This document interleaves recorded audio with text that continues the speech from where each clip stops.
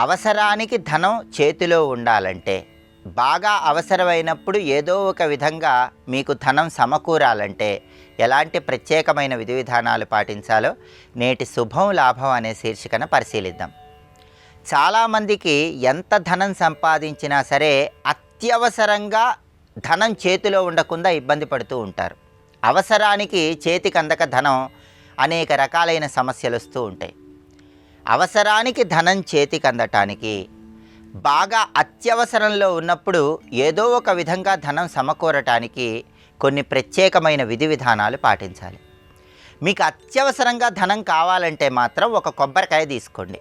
ఆవు నెయ్యిలో కొద్దిగా సింధూరం కలిపి, ఆవు నెయ్యి కలిపినటువంటి సింధూరంతో కొబ్బరికాయ మీద ఒక సవ్య స్వస్తి గుర్తు వేయండి. ఆ తర్వాత ఆ కొబ్బరికాయని ఒక ఎరుపు రంగు వస్త్రంలో మూటగట్టి మీ పూజా మందిరంలో ఉదయం పూట ఉంచండి. సాయంత్రం వరకు ఆ కొబ్బరికాయ అలాగే ఉంచండి. సింధూరంలో కొద్దిగా ఆవు నెయ్యి కలిపి కొబ్బరికాయ మీద సవ్యస్వస్తి గుర్తు వేసి ఎరుపు రంగు వస్త్రంలో మూటగట్టి మీ పూజా మందిరంలో ఉంచాలి.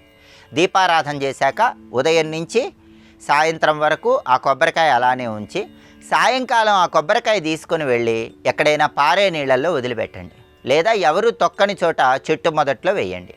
ఇలా చేస్తే అత్యవసరంగా ధనం కావాల్సినప్పుడు ఏదో ఒక విధంగా ధనం సమకూరటానికి ఈ కొబ్బరికాయ పరిహారం విశేషంగా సహకరిస్తుంది. అలాగే శుక్రవారాలు గృహంలో కుబేర ముగ్గు విధి విధానం పాటిస్తే ఎప్పుడైనా సరే మీకు అవసరం ఉన్నప్పుడు ఏదో ఒక విధంగా ధనం సమకూరుతూనే ఉంటుంది. శుక్రవారం పూట మీ పూజా మందిరంలో ఒక పీట ఏర్పాటు చేసి, ఆ పీటకు పసుపు రాసి కుంకుమ బొట్లు పెట్టి బియ్యపు పిండితో ఒక పెద్ద చతురస్రం గీయాలి. ఆ పెద్ద చతురస్రంలో బియ్యపు పిండితో 9 చిన్న చిన్న చతురస్రాలు గీయాలి. ఆ 9 చిన్న చతురస్రాలలో కుంకుమతో 9 సంఖ్యలు రాయాలి. ఆ సంఖ్యలు ఎలా రాయాలంటే అడ్డంగా రాయాలి. 27, 20, 25, 22, 24, 26, 23, 28, 21 ఈ సంఖ్యలు కుంకుమతో ఆ 9 చిన్న చతురస్రాల్లో రాయాలి. దీన్ని కుబేర ముగ్గు అంటారు. అలా రాసిన తర్వాత ఈ 9 సంఖ్యల మీద ఎర్రటి పుష్పాలు ఉంచాలి. ఒక్కొక్క సంఖ్య మీద ఒక్కొక్క రూపాయి నాణెం ఉంచాలి.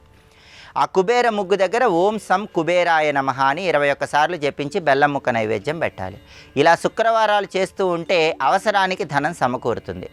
అలాగే బాగా అవసరమైనప్పుడు ఏదో ఒక విధంగా మీకు ధనం చేతికి అందాలంటే అటువంటప్పుడు సాయంకాలం పూట ఒక ప్రత్యేకమైనటువంటి విధి విధానం పాటించాలి. ఆ విధి విధానం ఏంటంటే, ఒక గిన్నెలో నీళ్లు తీసుకొని ఆ నీళ్ళల్లో కొద్దిగా ఆవు పాలు, కొద్దిగా ఆవు పెరుగు, కొద్దిగా ఆవు నెయ్యి, కొంచెం గోవు పంచకము, రాళ్ళ ఉప్పు, వీటన్నిటినీ ఆ నీళ్ళల్లో కలిపి ఆ నీటిని మీ ఇంట్లో ఉన్నటువంటి అన్ని గదుల్లో 4 మూలలా సంప్రోక్షణ చేయాలి. అంటే 4 మూలలా చల్లాలి. ఇలా ఆవు పాలు, ఆవు పెరుగు, ఆవు నెయ్యి, గోవు పంచకము, రాళ్ళ ఉప్పు కలిపినటువంటి నీళ్ళని సాయంకాలం పూట ప్రదోష కాలంలో మీ ఇంట్లో అన్ని గదుల్లో 4 వైపులా సంప్రోక్షణ చేస్తే, చల్లితే ధనలక్ష్మీదేవి అనుగ్రహం వల్ల అవసరానికి ఎప్పటికప్పుడు ధనం సమకూరుతూ ఉంటుంది. ధనం ఎంత వచ్చినా సరే బాగా అవసరం ఉన్నప్పుడు చేతిలో డబ్బులు ఉండాలంటే మాత్రం ఈ ప్రత్యేకమైన విధి విధానాన్ని ప్రదోషకాలంలో పాటించండి. అలాగే మీ ఇష్టదైవానికి వీలైనప్పుడల్లా శనగలతో తయారు చేయబడిన పాయసాన్ని నైవేద్యంగా సమర్పించి దాన్ని ఇతరులకు పంచిపెట్టడం ద్వారా కూడా అవసరానికి ధనం సమకూరుతూ ఉంటుంది. అలాగే వీలైనప్పుడల్లా శుక్రవారం పూట జమ్మి చెట్టు దగ్గరకు వెళ్ళి బెల్లం ముక్క కలిపిన ఆవు పాలు జమ్మి చెట్టు మొదట్లో పోసి రావటం ద్వారా కూడా అవసరానికి ధనం సమకూరుతుంది. ఈ ప్రత్యేకమైన విధి విధానాలు పాటించండి. ధనపరమైనటువంటి సమస్యలు అధిగమించండి.